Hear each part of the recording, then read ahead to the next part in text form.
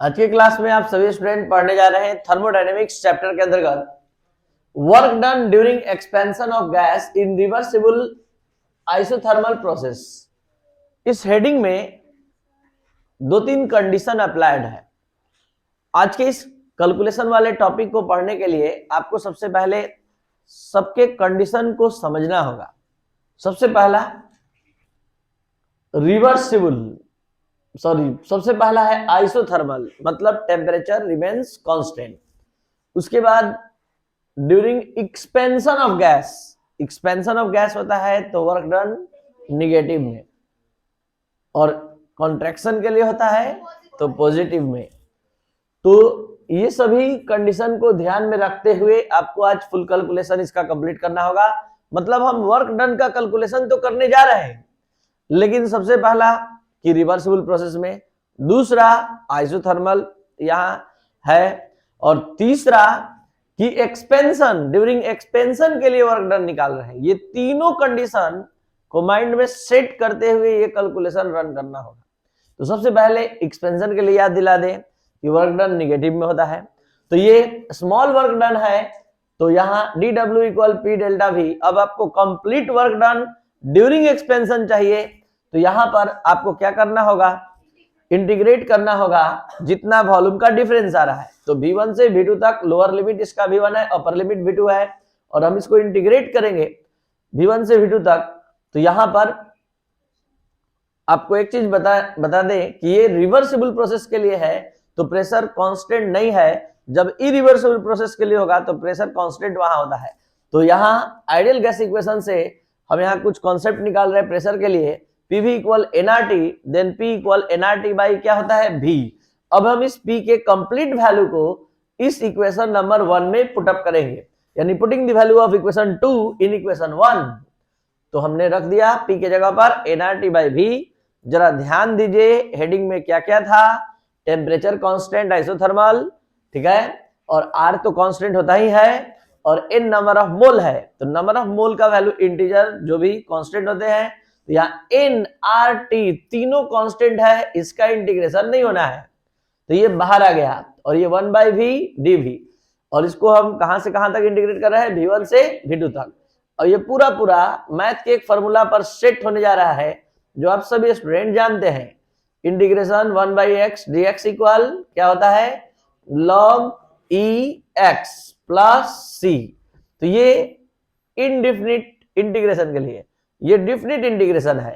तो definite integration जब होगा तब c नहीं रहेगा, कांस्टेंट नहीं होगा। तो यहां पर हम इसको यूज करते हुए यहां लिख दिए, देखिए log बेस ई v, और अपर लिमिट लोअर लिमिट अभी भी लगा हुआ है। इसको हटाने के लिए आपको फिर से चलना पड़ेगा इंटीग्रेशन के इस फॉर्मूले पर। Integration sign dx lower limit v1 upper limit v2 equal यहां पर हो जाएगा dx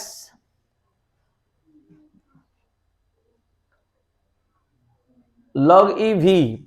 तो यहां पर देखिए जो टर्म है वही ले लेते हैं, ऐसे आप समझ जाएंगे। यहां पर टर्म क्या है, integration sign 1 by v dv, और ये हो गया लोअर लिमिट v1 और अपर लिमिट v2। तो हम इसको कैसे लिख पाएंगे, इसको लिखेंगे log e v, और एक बार इस v के जगह पर लोअर लिमिट आएगा और एक बार अपर लिमिट। जब अपर लिमिट आएगा यहां और लोअर लिमिट जब आएगा तो माइनस करके आएगा, यानी इसको हम कैसे लिख पाएंगे, log बेस e, एक बार लिखेंगे v के जगह v2 और एक बार v के जगह लिखेंगे v1। तो आपको ये बात समझना होगा कि इस तरह से जब होता है इंटीग्रेशन में तो हम इसको इस तरह से सिंप्लीफाइड फॉर्म में लाते हैं। एक बार इस v के जगह अपर लिमिट आता है और एक बार लोअर लिमिट, लेकिन लोअर लिमिट जब आएगा तो माइनस करके। तो इतना आपको मैथ का ये कॉन्सेप्ट अलग से जानना चाहिए, तभी ये कैलकुलेशन कंप्लीट होगा। तो ये देखिए पहले ये इस लॉग के फॉर्मूला इंटीग्रेशन के इस फॉर्मूले से ये हो गया। अब एक बार यहाँ अपर लिमिट आया और एक बार लोअर लिमिट। और अब एक चीज और बता दें, ये जो लॉग हम इस्तेमाल कर रहे हैं ये निपेरियन लॉग है। इस लॉग जो होता है दो तरह का होता है, एक होता है बेस ई वाला, एक होता है log बेस 10 वाला न्यूपेरियन लॉग, इसको हम ln भी बोलते हैं। तो ln बोलिए चाहे log बेस e बोलिए, जब log बेस e को कभी हटाना होता है, रिमूव करना होता है, उसकी जगह सिंपल बेस 10 वाला log लाना होता है, तो यहाँ पर 2.303 से मल्टीप्लाई करना होता है। तो मल्टीप्लाई कर देंगे तो आप उस log बेस e के जगह लिख सकते हैं, क्या लिख सकते हैं, 2.303 और log बेस 10, इसका बेस क्या है e और इसका बेस क्या है 10। कौन छोटा होता है, log बेस 10 वाला, कौन बड़ा होता है, log बेस e। तो हम चाह रहे हैं कि जो लॉग टेबल आप लोग देखे हैं उस लॉग टेबल का वैल्यू यूज करने के लिए, तो इसके नेपेरियन लॉग को हम इसको लाने जा रहे हैं बेस 10 वाले में। तो हम क्या करेंगे, यहां पर 2.303 से मल्टीप्लाई करते हुए log बेस 10 ला देंगे। ठीक है, तो यहाँ बेस चेंज हो चुका है, अब बेस ई नहीं रहा, और अब ये final value w equal -2.303 nRT log base 10 v2 by v1, यही आपका फाइनल फॉर्मूला है work done during reversible and isothermal process in the terms of volume. ये वॉल्यूम के टर्म में ये फॉर्मूला आया वर्क डन का। अब हम इसी का प्रेशर के टर्म में फॉर्मूला लाने जा रहे हैं। तो आपको पहले याद दिला दें कि आप बॉयल्स लॉ में क्या पढ़े थे, at constant temperature pressure is inversely proportional to volume. हम डायरेक्ट भी लिख सकते थे, लेकिन यहाँ अच्छे से समझा दे रहे हैं, एक बार फिर से याद दिला दे रहे हैं। प्रेशर वॉल्यूम के इनवर्सली प्रोपोर्शनल होता है। अगर हम वॉल्यूम को यहाँ हटाकर प्रेशर के टर्म में लिखें तो उल्टा लिखना पड़ेगा, P1 ऊपर रहेगा, P2 नीचे रहेगा। यहाँ V2 ऊपर है और V1 नीचे है, तो ये P1 ऊपर हो जाएगा और P2 नीचे। अब इसको अच्छे से भी आप समझ सकते हैं, बॉयल्स लॉ में याद होगा, इस तरह से हम आपको बताए थे कि P इक्वल हो जाएगा K by V, then PV equal क्या आया था, फिर बताए थे कि at for given sample of the gas P pressure equal P1 और वॉल्यूम इक्वल V1। तो यहां पर हम इस तरह से आपको बताए थे कि P1 V1 इक्वल क्या हो जाता है K, और P2 V2 for this same sample P2 V2 equal K। फिर हम इक्वेशन 1 एंड 2, तो क्या हो जाता है P1 V1 बराबर P2 V2। तो यहाँ पर V2 को हम इधर ही भेज दिए, ठीक है, और यहाँ पर P1 बाई P2।